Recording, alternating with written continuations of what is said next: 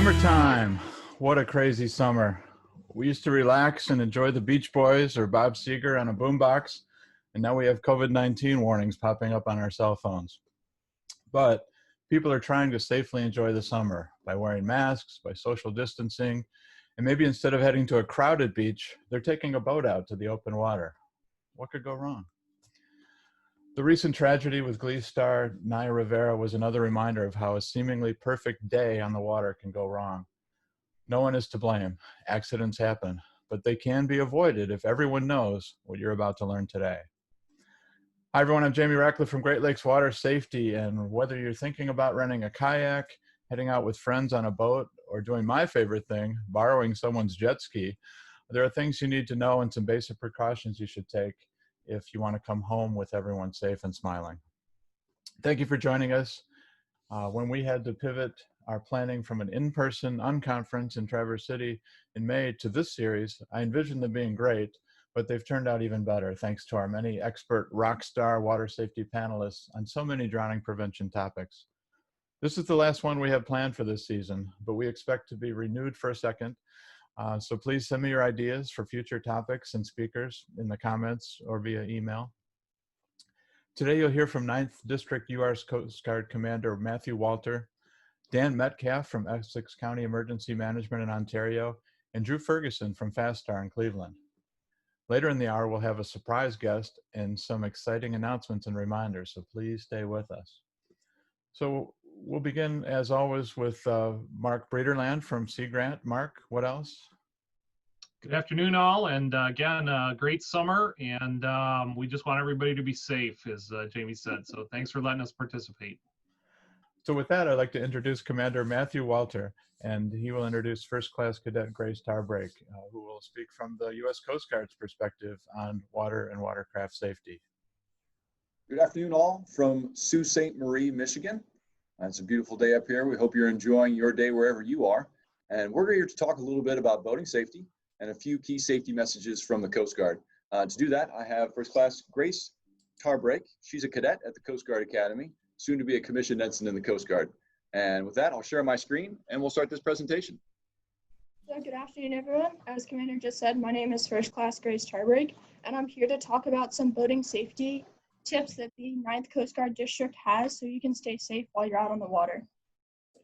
So to frame off the importance of boating safety, we're just going to start by looking at some search and rescue statistics that the 9th Coast Guard District has. And just as reference, the 9th Coast Guard District is responsible for all the Coast Guard operations in the 5 Great Lakes, the St. Lawrence Seaway, the ports, and the parts surrounding the states, including 6,700 miles of shoreline, as well as 1,500 miles of international borders with Canada. So on an average year, the 9th Coast Guard District will see about 2,500 SAR cases, with approximately 75% of those happening in the 4-month period between Memorial Day and Labor Day. So it's pretty busy during the summer. So far this year, just through July 5th, about last week, there was 1,302 search and rescue cases with 271 lives saved, thousands assisted, and 45 lost. So it's been a pretty busy year. We're ahead of both where we were last year as well as the 10-year average. To see how long weekends or holiday weekends affect boating safety kind of in a negative way, just this last 4th of July, there was 103 SAR cases, 45 lives saved, 271 assisted, and 2 lives lost. And this was one of the busiest that the 9th District has seen. So the Coast Guard has 3 big points of focus with regard to boating safety up in the Great Lakes. Those 3 are having proper safety equipment, make sure you're not boating under the influence of alcohol, and being aware of the water temperatures. So the proper safety equipment, it can save your life, and it also makes it easier to locate and aid you if you happen to come in a situation where you're distressed. Some of this equipment would include life jackets, VHF radio, personal locating beacons, emergency signaling devices, flares, GPS, and compass. And it's important that you not only have it on board your boat or vessel, but you also know how to use it and that it's working properly, especially after a long winter of not being used.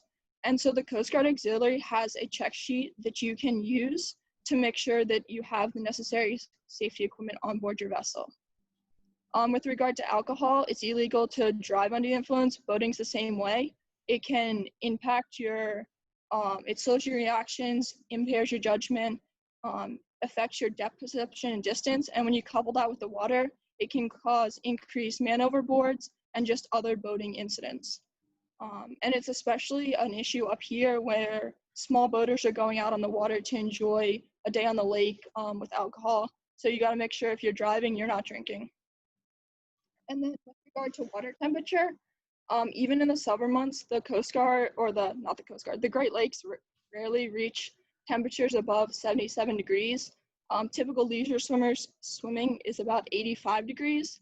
So if you're in water that is below your core temperature, it's going to basically zap your energy, and water zaps it 25% faster than air of the same temperature. So even though it's the summer up here, you still need to be aware of the water temperature because hypothermia is a risk.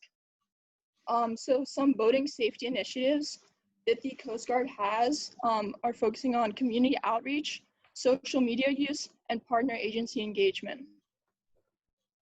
Whenever possible, the Coast Guard looks to engage with their community at summer camps and school events, as well as water festivals, boating expos, and water sporting events to share the safety message. Especially by engaging with younger generations, they're hoping to teach boating safety at a younger age. Also make boating safety a family issue, because if you have your little kid coming home from school talking about how they learned how important wearing life jackets are, the family's gonna take note of that. As well, the Coast Guard, like the local Coast Guard units, look to work with marinas and beaches and rental shops to make sure that those establishments are sharing safe boating information with their customers when they come to rent or use. And then with regard to social media is a powerful platform where you can share a lot of important general safety boating information and reminders.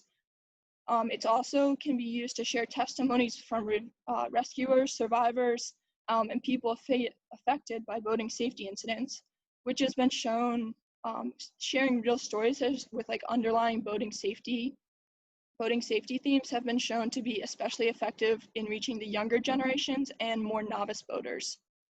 The 9th District also looks to leverage key dates like holidays to kind of increase their social media presence on boating safety topics. As we saw earlier, like the 4th of July, a lot of people go out, so make sure that they're aware of how they can stay safe when they go out. And it's important that the locals are following the Coast Guard on social media accounts, whether that be Instagram and Facebook. So when the Coast Guard's sharing this information, they're getting it and they're aware of it. And then lastly, partner agency engagement. The partner agencies and other non-government agencies in the area are essential in helping sharing the message and just increasing the number of people that are heard. Because the Great Lakes region is so large, without their help, the Coast Guard wouldn't be as effective as it is. So the Coast Guard has 2 important messages with regard to staying safe throughout boating. Hopefully you get a lot out of this presentation, but if you're going to remember 2 things, it's make sure you're wearing your PFD. We're all wearing them right now. And make sure you have a float plan when you go out. So with regard to PFDs, personal flotation devices, also known as life jackets. Life jackets, they dramatically increase your chance of survival because they buy you time. When you fall in the water, it takes a lot of energy to stay afloat. Even if you're an pretty good swimmer, it's still going to take energy to fight the current and the tides in the water and how cold it is. Life jackets basically take away the need to keep yourself afloat because they do the job for you. Life jackets, there's some of them that will also keep your airway open. So if you fall overboard and go unconscious, they're going to right you and keep your airway open. So it's important to be aware of which life jackets these are, type 1 and type 2. And type 3, which we're supporting right now, won't do that, but they will still keep you afloat. So just be aware of that as you're buying them. All passengers should be wearing a life jacket, especially children. Be aware of your state's laws on life jacket use. So for example, here in Michigan where we are, if you're under the age of 6, you need to be wearing a type 1 or type 2 life jacket. So parents should be aware of that. And then just some other general notes about life jackets. Make sure your vessel has enough for every single person on board. So if you're bringing guests on board, make sure you have enough of them. And make sure it's Coast Guard approved and that it's in good serviceable condition with no tears or rips. And make sure that it fits properly, so it's not too big, too small. Otherwise, that's going to cause other issues and not be as effective. And make sure if you have children life jackets. Adult life jackets don't work correctly on children. And just make sure they're in readily accessible locations if you ever need them. And so float plans. A float plan is going to let your family and friends know your whereabouts when you go out to enjoy your day on the water. And it gives the Coast Guard and other people looking for you should you become distressed a valuable head start, because they'll know what kind of vessel you're on, who's on board with you, what safety equipment you have, where you're planning on going and when you're going to be there, and contact information to reach you. And once you've made your float plan with these this important information in it, make sure you give it to someone you trust, whether that be a family member, a friend, or someone at the marina. And there's a lot of different options for float plan templates that you can find on the internet. The Coast Guard app has one that you can do right on your phone. The Coast Guard Auxiliary also has a PDF that you can use. So whether you're going out just for an afternoon or for a month-long excursion, make sure you're filling out your float plan because it can save your life. Great. I'm going to just bring this all together with a quick story. So as the program sponsor for search and rescue of the Northern Great Lakes, we get a lot of SAR cases, as you saw. And just say that to highlight some of these issues, last week somebody was out jet skiing with their recreational boat, and the jet ski was tied off to the boat, and then it started to drift away. The lines had slipped. So one of the members of the vessel decided to jump in and go swim to his personal watercraft to bring it back to his vessel and tie it off. Well, that member was not wearing a PFD, and he was struggling, and he ended up drowning because he was not able to overcome the dynamic nature of the water he was in, and he wasn't wearing a PFD. On a good news story, however, just this week, we had a couple of paddle boarders decide to leave from the northern shore of the Upper Peninsula and paddle off to an island about 3 miles away. So it was a great evening of hanging out with friends on the beach and enjoying, having a good time and so forth. Jumped on their paddle boards at 05:30 in the morning, filed a float plan, which was, hey guys, we're going to go do this. Go check it out. Hold my beer. And off they paddled. Well, the folks on shore were sufficiently nervous for their safety, lost sight of them, but because they told them where they were headed, when they gave us a call, we were able to arrive on scene, and we found 2 folks that were very tired, without PFDs, but still with their paddle boards and much more sober and realizing that their eyes were bigger than their muscles could handle as they paddled out. So we brought those folks back to shore safely. So filing a float plan of utter importance that helps us take the search out of search and rescue, and then wearing a PFD keeps you on top of the water, because without a patent airway, you can't survive. Hey, thanks so much for your time. Wow, that was fantastic. Thank you so much, Matthew and Grace. That was great. So much great information. I certainly learned a lot. As an aside, my brother's a retired Coast Guard veteran, and the problem with that is whenever I'd go out boating with friends, they'd always make me captain because they assumed I knew everything he knew, and definitely had some close calls. And if I had known everything that you just talked about, we would have been a lot safer. So thank you for sharing that. Thank you for your stories, and thank you for your service. Let's turn it over now then to Dan Metcalfe from Ontario, from his perspective. Dan, you ready? Sure am. Hopefully my share screen will work here, Jamie. Good afternoon, everyone. Welcome to the Great Lakes Water Safety Consortium presentation on safer boating, and a great presentation by the U.S. Coast Guard. And a lot of those same things will be in my presentation as well. I come from a paramedic background, and I'm an emergency management coordinator for the County of Essex, and a volunteer for the Canadian Coast Guard Auxiliary. We operate basically in the western basin of Lake Erie, but we can be tasked anywhere on the Great Lakes. And we generally go from Pelee Island to Point Pelee and over to the mouth of the Detroit River. But we have gone up the Detroit River. In Ontario, just some drowning statistics from some of the OPP Municipal Police Services Research Council on drownings, the Coroner's Office for Ontario, and some of the other information going further on in the presentation from the Canadian Safe Boating Council and some of our national life-saving agencies in across Ontario and Canada. On average, between the years of 2012 and maybe a little bit before that and through 2018, on average, there have been 129 to 179 unintentional drownings in Ontario. Some of those occurred on the Great Lakes and some on other lakes in Ontario, but 65% of them are occurring on natural bodies of water. 75% of those are male, 25% are female. Age ranges, the largest body are between the ages of the 20s to 60s, and 20% of those drownings happen while boating. Greatest single risk factor, repeating what the U.S. Coast Guard folks have said, not wearing a life jacket or personal flotation device when you're boating, not having enough for the people on board, those kinds of issues.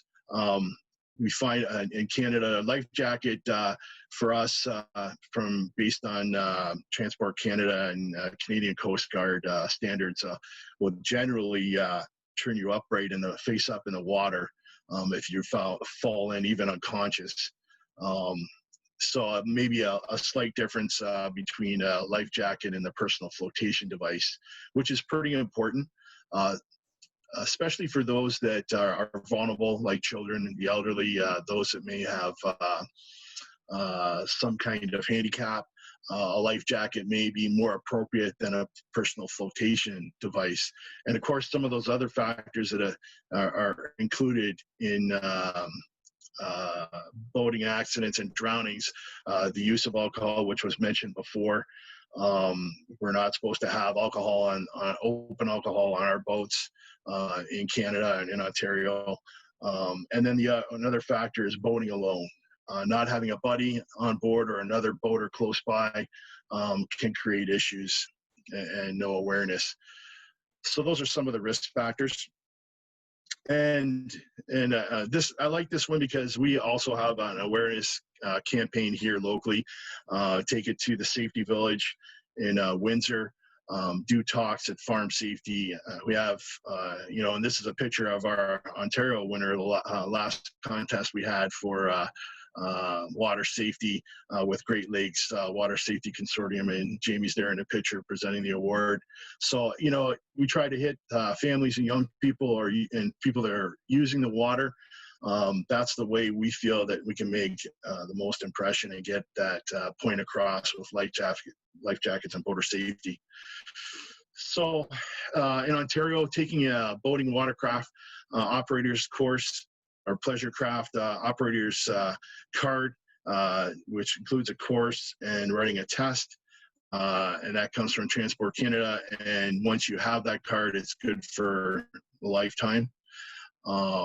And good information. It's also good to take from a safe boating agency a watercraft operating course, whether that's a paddleboard, a canoe, a kayak, or a power boat.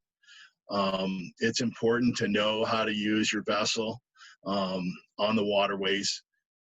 Mentioned before, plan your trip, have a float plan or itinerary. Float plan for longer distances and itinerary. Communicate that to a trusted person at the marina or a friend. Give some number of persons on board, departure and arrival times, return times, and you can use an electronic float plan or electronic and marine charts from Canadian Oceans and Fisheries suppliers. Those are good things to have, so you know your waterways, you know the shipping channels and the markers and those kinds of things, and any of the dangers in the waterways you're using. And then the COVID-19, the current laws, of course, the border is closed between the U.S. and Canada, unfortunately, and there are border patrols out there. And if you're on the water, you're always going to probably come close to folks using the water, so some PPEs are a good plan to have on board the boat. And keep that social distancing. We all want to use the water and enjoy the shoreline and the sandbars, etc. But using the PPE for COVID-19 is a good recommendation. So we always put, and Jamie can attest to this, that know before you go, those things that are important for keeping you safe on the water. Obtain your marine weather and weather conditions for the water route and waterways you're using. And over here, we tend to get them from Environment Canada, Weather Network, Canadian Coast Guard, and the weather radios. And the National Weather System, we follow it as well because it's a terrific system from the U.S. Observe current weather, current water, and current conditions. Those kinds of things are important. And we've had high water for the last several years in the Great Lakes, and floods and dam breaks and those kinds of things on both sides of the border, which changes the deadheads or obstacles in the water from downriver sources. So it's important to keep an eye on the current water conditions, changing weather, and that sort of thing as your day goes on. This is a picture of our harbor master in Windsor, Peter Berry. This is a lake freighter that broke away last year and got out into the shipping channel or close to it on the Detroit River. So it's always a good thing to monitor the marine channels 9 and 16 and keep a heads up on things that may be in the shipping channel or affecting your waterways when you're out boating. So some of the other recommended practices, and they've been mentioned before already, but life jackets for everyone on board, or PFDs. Have a whistle attached. Got my whistle down here, my Fox 40, my signaling flashlight, which is part of the requirements, and wear it. You should have one for everybody on board and a few extra. Some flotation devices on board and reach devices. A first aid kit is a good idea with some COVID PPE, some signaling devices, a portable airphone, beadless whistle like a Fox 40, waterproof floating flashlight. Those things are required in Canada. Throw line, throw bag that can be doubled as a tow line. Portable or fixed marine radio or cell phone. Know your emergency marine channel 16 and star 16 on your cell phone will get you in to our joint rescue center here in Ontario from the Canadian Coast Guard.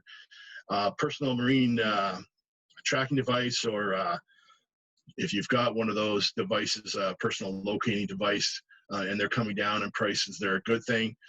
They're satellite and GPS functional, so it's another added safety device in case someone falls overboard, especially if you're going out solo on your boat or in your canoe, that sort of thing. Bailing pump or device, extra fuel, extra paddle or oar, extra engine, food, water, severe weather gear and clothing. What was mentioned before is falling into cold water and getting hypothermia, but you can get hypothermia falling into the water of the Great Lakes or any lake in Ontario or Michigan or US side or Canadian side if you're in the water long enough. Having some extra vigilance and attention for children, the elderly, challenged and vulnerable individuals who are on board is important. And also knowing your route, keeping an eye and being situationally aware of other vessels and in the waterways and that sort of thing, and the boats around you, and knowing how to operate in those waterways and the buoy and markers and those kinds of things. And then our last thing, I was just the 10 top life-saving safety tips, and we mentioned know before you go, get a plan together. If you fall in, flip, float, follow currents, steer clear of the pier because there are currents around the pier. And then a few of the other ones, breaking the grip of the rip, going out with it, and then turning 90 degrees to that current and then swimming back to shore. Just bring your life jacket, but wear it, and then stay dry if those water conditions or severe weather's moving in. So thanks very much, folks. I hope this presentation gave you some ideas on increasing your safety out there while you're boating or paddle boarding and anything in between. Dan, thank you so much. That was fantastic. Just a wealth of knowledge from all your years of experience, and we really appreciate you sharing that. You are on our leadership team and definitely represent Canada proud, so I appreciate all that you do for us. With that, I'd like to turn it over now to Captain Drew Ferguson. Drew presented at one of our earlier jam sessions briefly on his efforts to engage younger people around water safety. But now he's going to talk more about his entire program related to boat and watercraft safety. Again, thank you for inviting me and letting me participate with the Great Lakes Water Safety Consortium. I am Captain Drew Ferguson. I'm the president of FastStar Corporation. We are a local nonprofit that started operations in 2010, focusing on education, aerospace, and maritime industries. We opened up a school in 2017 and began some on-water programs that I want to specifically talk about today. When we started these conversations or this presentations today, we kind of started with the 10,000-foot view, focusing on what the federal guidance is coming down from the Coast Guard. Then we went more regional with Dan's presentation. And now I'm going to talk a little bit about grassroots. These are the efforts that we have specifically undertaken in Cleveland, and that can be applicable to organizations or city managers operating throughout the Great Lakes. Our vision was to create a combined business education model that offered unique life experiences and training for local high school students, preparing them not only for career opportunities, but recreational opportunities, both in aviation and maritime. In 2017, as I mentioned, we worked with the Cleveland Metropolitan School District. We created, Champion, and Power the Davis Aerospace and Maritime High School. It is a traditional tuition-free public high school available to kids in and around Cleveland. We focus on both aerospace, maritime industries, as well as engineering. And specifically to our maritime, students all first year learn how to swim. They take first aid, CPR, AED training. They do get their Ohio Department of Natural Resources Safe Boater Card. Then they begin to build sea time aboard FastStar vessels. FastStar Maritime is our answer to how do you get kids on the water. When we looked for traditional internships, we found that most folks wouldn't let kids 14 to 17 come work aboard vessels out on the Great Lakes or in the river. So we had to develop a way to provide this experience. We looked in the local area in our own backyard and found a few areas that could use some assistance, mainly the patrolling and assisting with the boater education on the Cuyahoga River in an area that is not as heavily guarded or patrolled by local agencies due to its proximity to a railroad bridge that goes down for long periods of time. So in exploring our backyard, we determined that if we could launch a safety vessel to educate and promote safety on the river, we could staff that vessel with students from the Davis Aerospace and Maritime High School, giving them the much needed experience in sea time while improving our local water operations. On the Cuyahoga River and in Lake Erie, mostly Cleveland Harbor, we do operate FastStar 2543. It is a 2005 safe boat, rescue boat small. The boat is equipped for basic and advanced life support, water rescue, as well as towing assistance. Our boat is always staffed by a U.S. Coast Guard certified captain, 50-ton or greater, deck crew, which is our students having to be 14 years old and older, CPR first aid certified, as well as Ohio Boater Education carded. Medical personnel, primarily paramedics, occasional doctors and nurses, as well as our rescue swimmer lifeguard, which is another role the students can actually fulfill in their upper years of school as being lifeguards. We do provide commercial vessel escorts, which is escorting some of the larger freighters, 700-foot freighters up the Cuyahoga River, which is about a 7.5-mile stretch, and safely, transitioning groups of recreational boaters, jet skiers, paddlers. We also do special event safety planning and support, conduct safety audits for organizations as well as vessels, man overboard drills, stuff like that. And then our routine safety patrol, which is Fridays, Saturdays, Sundays, and holidays. We're out there actually just talking to folks and promoting safe operations and encouraging people to learn more, educate themselves about being on the water. We do support the U.S. Coast Guard as well as Cleveland and Cuyahoga County public safety agencies in response to emergency medical as well as search and rescue. Just some quick numbers. 2019, we did 270 commercial ship escorts, 12 recreational vessel distress assists. Those are boats taking on water, boats in a precarious situation. We don't respond to the boat US types where a motor's down, but these are folks that are actually in some level of danger and often requested through the Coast Guard. We did remove 4 persons from the water last year and gained actually more than 100 person days at sea, which is kind of like flight time for a pilot, but our kids are able to log days at sea in preparation for eventual maritime career. We had hundreds of interactions with boaters discussing rules of the road safety, talking about what the danger is in big ship transitions, and letting folks know how they can improve their own safety as well as operate safely. At the end of last year, unfortunately, our students in our vessel were involved in a situation where a woman was paddling out without proper flotation device out of the river into the lake. We did engage her and tried to discuss what our views were on her operating out there. We did request a law enforcement asset to maybe talk to her. It was a rented paddlecraft. And she proceeded out despite our suggestions and encouragement to return to dock. She was not an experienced paddler. Within 15 minutes of our interaction, a pon-pon went out from the Coast Guard for a person in the water. We were stuck on the wrong side of a bridge with a freighter in between us and the victim.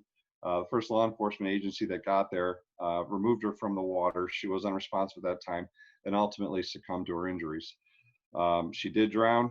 Our kids on board were a little upset about it. Our crews were upset. We wanted to figure out why these people don't listen to us. So this was the birth of our North Coast River Ambassador Program, which is an extension of Fast Start's programming. The River Ambassador Program is essentially approaching paddlers from craft, kayaks, paddleboards, because we found that they're a little more receptive to other paddlers than they are a law enforcement or a public safety looking vessel. The Norco River Ambassadors are essentially the ski patrol of our local waterways. Paddling on the Cuyahoga River has increased greatly this year. With COVID-19 and social distancing, we've seen a spike in paddlecraft sales. We've seen a lot more folks and a lot, I don't know how to describe it, but the craft that they're obtaining and putting on the water aren't nearly as seaworthy as they used to be. And just last year, they had 30 paddle rescues in the Cuyahoga River. This year, we've already exceeded that number from the upper Cuyahoga all the way through our stretch. With the number of people taken to the water more than doubling.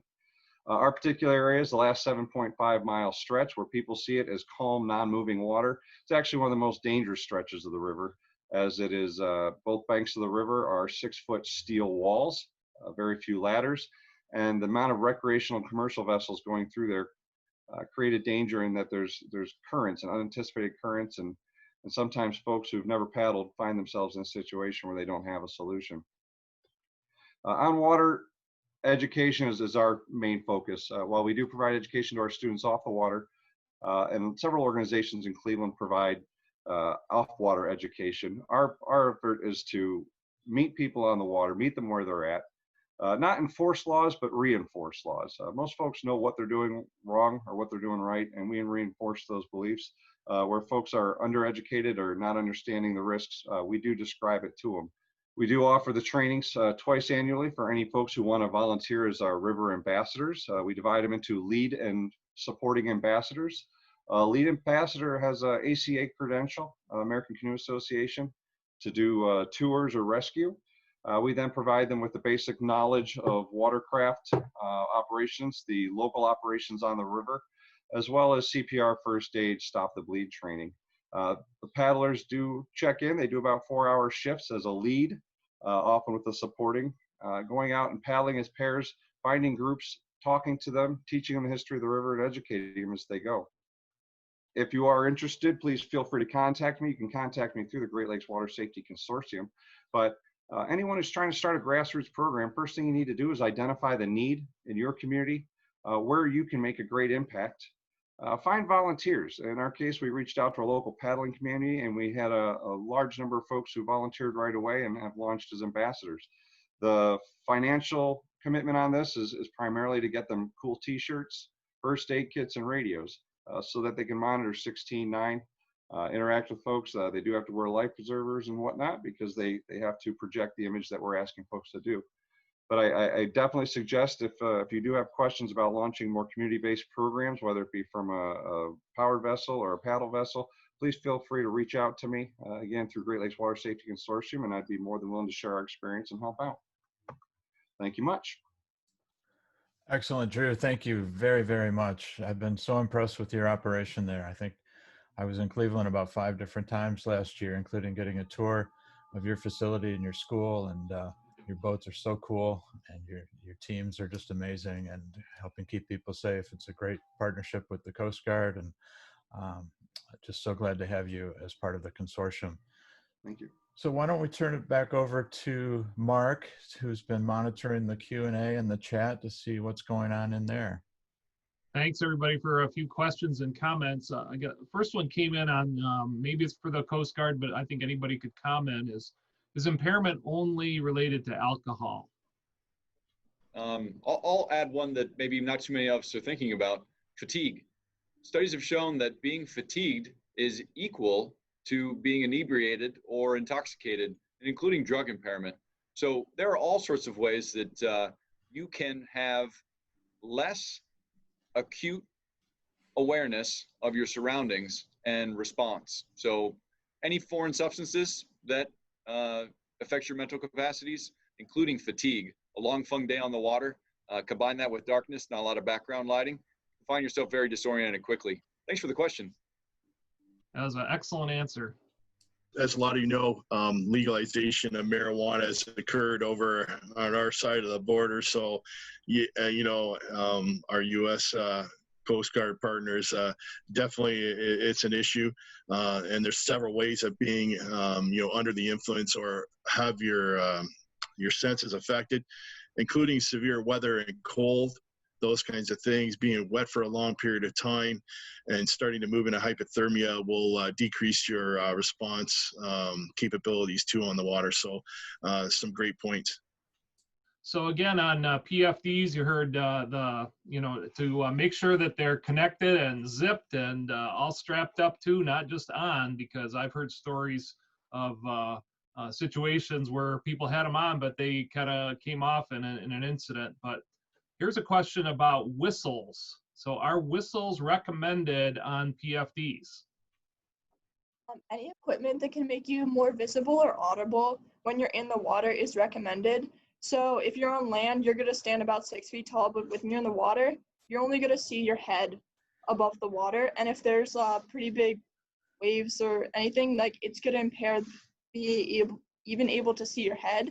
So anything that makes you more visible, like the reflective straps on our life jackets that we're sporting right now, flares, or anything that makes you easier to hear, like a whistle that can be louder than your voice. I would second that as well. We had one situation where a couple folks got separated from their jet ski. It was in pretty high seas on Lake Erie. As you guys know, Lake St. Clair and Lake Erie are pretty shallow. When you have a windy storm coming through, it kicks the lakes up pretty fast. They got separated from the watercraft, and even though we run with a FLIR device on our boat, definitely hard to see folks in the water when they're bobbing up and down between the waves. And when we were starting to get closer, and folks that were close by who were also out heard the whistles, the Fox 40s or whatever. So it's always good to have one close by or attached to your life jacket or personal flotation device. So another way of signaling besides a flashlight or a light beacon, just some backup too. Yeah, I can attest to all that. When I was trapped in that Lake Michigan rip current 8 years ago, I felt like no one could see me, no one could hear me. The waves were crashing, they were over my head. I was just bobbing in the water, and I sure wished that I not only had a life jacket, but that I had some whistles. And I keep 3 different ones on my life jacket now. I took them off today so they wouldn't rattle during the jam session, but definitely recommend whistles along with life jackets. And they're very inexpensive too, is just a comment. Of all the equipment, that's probably the cheapest thing that you can purchase. I'll offer one more comment on your PFD, your life jacket. I notice everybody here has sort of a bright color. You see PFDs out there that are green and that are blue. You may like those colors. You may prefer a black. I'll recommend to you that it's much easier to see international orange, red, yellow in the water because of the contrast than a natural color like a blue or a green or black. Increases your visibility. It's a great point. Mark, anything else? A question came in on a lot of kayaks and SUPs and other vessels are not licensed or have any kind of information on them. And in case a boat gets away from them, is there a way, is there stickers, or is there a way to kind of have that information on that would help the Coast Guard or any of the first responders potentially reach the owner of that vessel? So throw that out there for everybody. Sure, I'm going to jump in real quick. The U.S. Coast Guard, I believe Auxiliary does have paddlecraft identification stickers. They are orange stickers that provide, you hand write in who you are, phone number, contact information, address. That is fantastic for two reasons. First reason, if you lose your stuff, it finds its way home to you. But the biggest reason, especially with the rains and high waters, is we have paddlecraft floating out of rivers into Lake Erie. And when we happen upon an empty kayak or paddleboard that is overturned or is just floating out there, at that point it's a SAR, and there's going to be a lot of resources expended to locate the owner. And if there's no registration or contact information on that vessel, we search until someone can determine that it's no longer viable. So when you have those stickers on your paddlecraft, we get there, we make the phone call, and within 5 minutes, you can determine whether or not someone was actually out paddling or if this is just a wayward craft that washed away. I think Sector Sue put a comment on there. I'm not sure it made it out to all the participants, but sounds like those stickers are available, but they require care and maintenance. Even if your material is printed in permanent marker, it will wear off during the boating year. So it's almost like that's an annual thing when you dig out your vessel for each year to make sure it's up to date.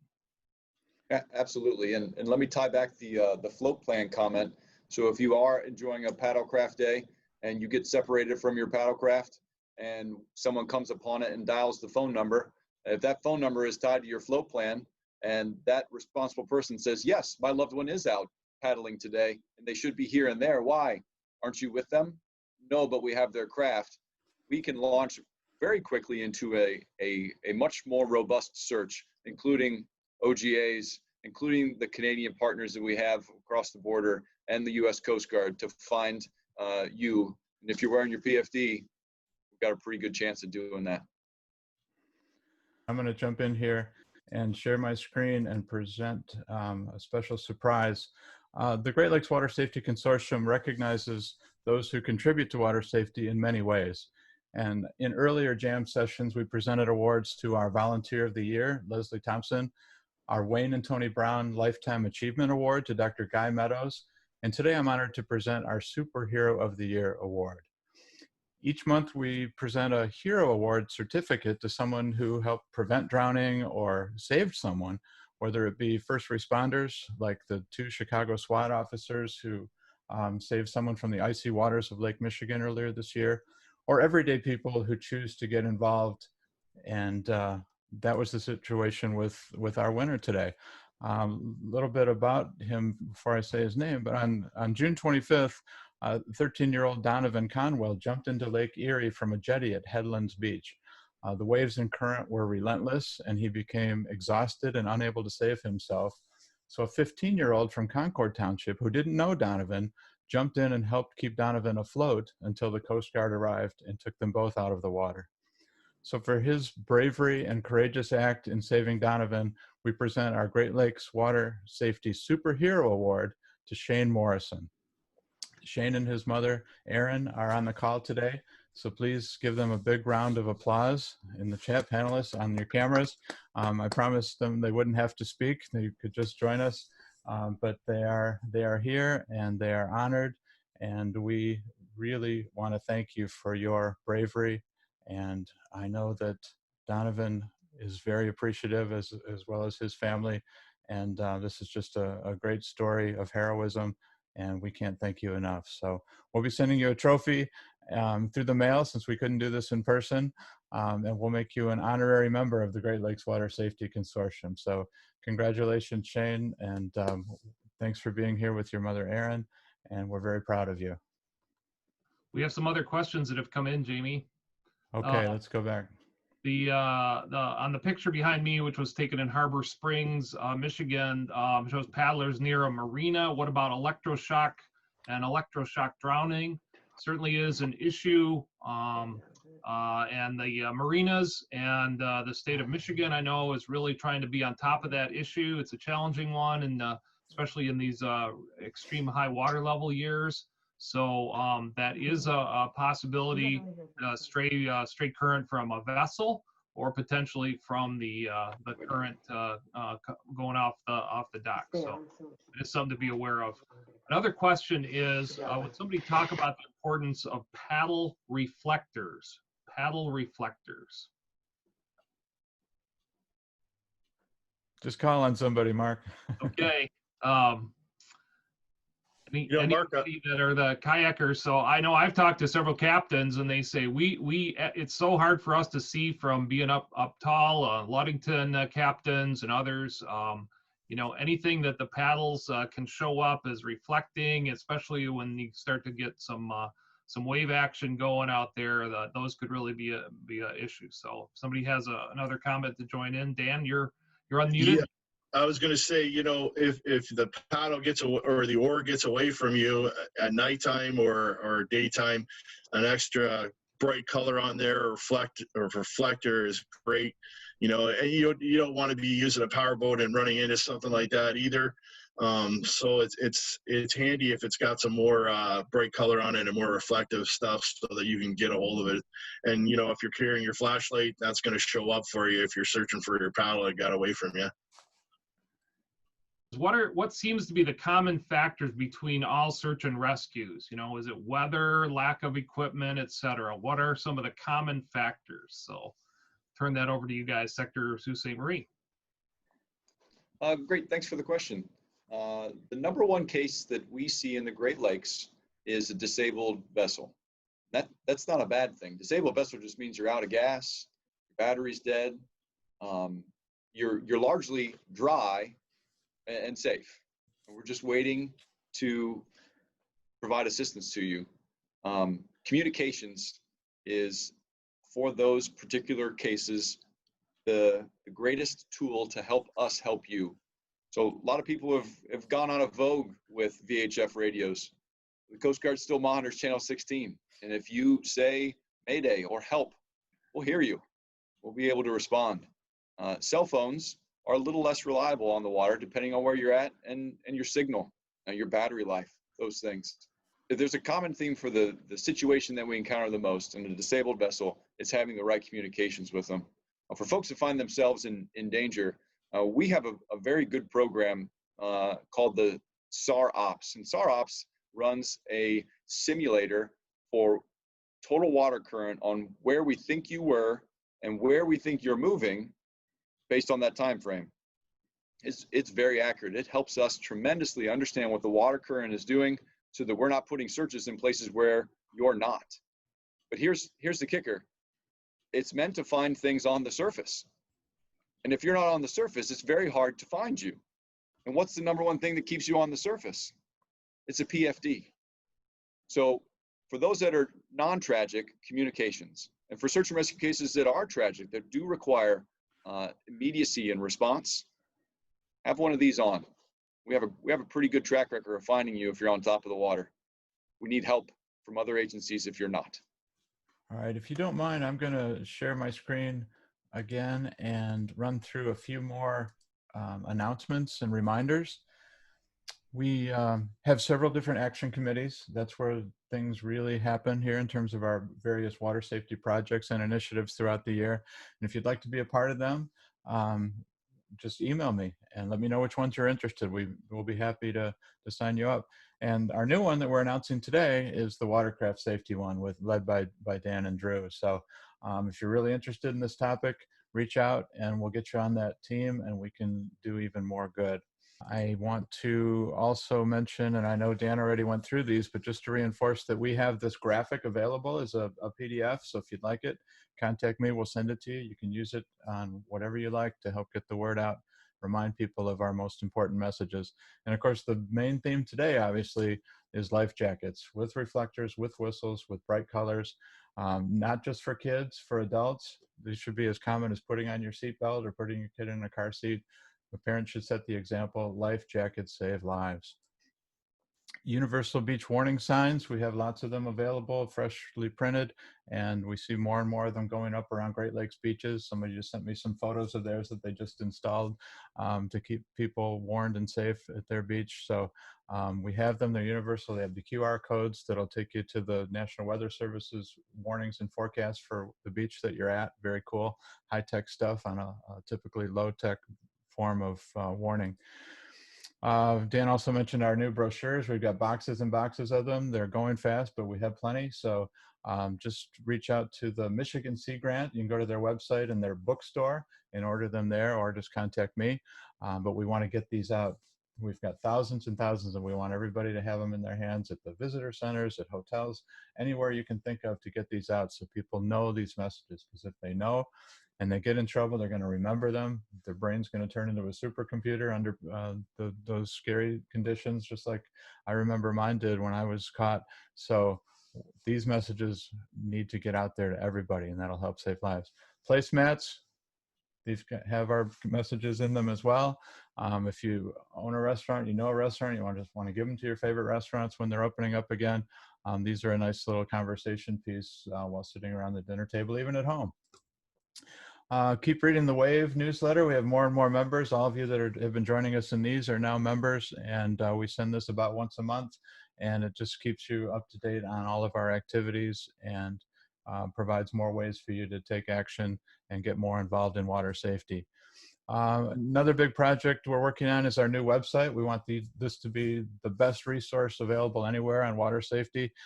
So there's lots going on with that, lots of great content based on a class at the University of Michigan, a School of Information class, redesigned it with lots of input using design thinking and other advanced innovation techniques. And now we're in the process of developing the site. On the fun side, we're developing a water safety playlist on Spotify. We've got lots of cool songs in there related to water and safety and heroes and angels. You can go to there and check it out. And actually, if you go to our Facebook page, you will find this, and you can enter your ideas so we can keep adding more good songs to that playlist. And I'm happy to announce today that even though this ends the series, at least this first season of virtual water safety jam sessions, we're going to shift to podcasts now. Podcasts are way more popular than ever, continue to increase in popularity, and we want to be out there with our messaging. So if you can think of someone that would be a great guest for a podcast for us to interview, give us their name, including yourself, or topics that you'd like to hear us discuss. But we're going to shift to podcasts next. So we're open to your ideas on how to make that fantastic as well. And again, I want to recognize our big award winners this year, Leslie, Guy, and now Shane. We really appreciate you and all that you do to keep people safe. And then we probably won't have another in-person event, certainly not this year, and maybe not next year, but we are going to be a major player at this Great Lakes Encounter Symposium that's going to be hosted by Michigan Tech University up in Houghton, Michigan. And we're one of the 5 major tracks here for that. So that a lot of content, a lot of speakers, a lot more work to do to get that underway, but we are going to be a part of that, and you'll be hearing a lot more as the plans develop. So I wanted to let you know that the Great Lakes Water Safety Consortium is going to make sure safety is a major component of this huge symposium. Okay, with that, I want to thank our amazing panelists, Coast Guard, Matthew, Walter, Grace. Thank you so much for sharing all that great information. Dan, you have so much great stuff. Drew, amazing program down there in Cleveland. We want to see that as a model for other areas as well.